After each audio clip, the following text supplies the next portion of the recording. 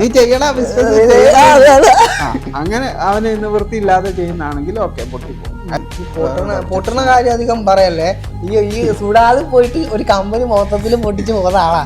അവര് hard work ചെയ്തില്ല, എന്നിട്ട് ഓലെ ഹെഡ് അടിച്ച് പൊട്ടിച്ച് ആ കമ്പനി ഇന്ന് ഇല്ല. സിദ്ദീഖേ, സുഡാനിൽ ഞാൻ ബേസിക്കലി പോയത് ഒരു ട്രെയിനിങ് കൊടുക്കാൻ വേണ്ടിയിട്ടാണ്.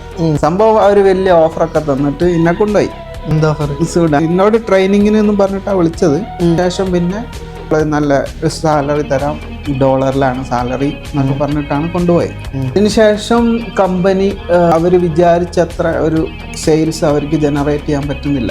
അപ്പോൾ അവർ ആദ്യം പറഞ്ഞ കമ്മിറ്റ്മെന്റ്സ് ഒന്നും പാലിക്കാതായപ്പോൾ എനിക്ക് വേറൊരു നിവൃത്തിയില്ല. എന്നിട്ട് പിന്നെ ഞാൻ അവരോട് തിരിച്ചു പോരുന്നതിനെ കാര്യത്തിനെ കുറിച്ച് സംസാരിച്ചു. സാലറിന്റെ സംസാരിച്ചു. സാലറി വരുന്നില്ല. നമ്മള് അതായത് ഇവിടെ ഈ GCC കൺട്രിയോ ഒക്കെ ആണെങ്കിൽ നമുക്ക് നമ്മളെ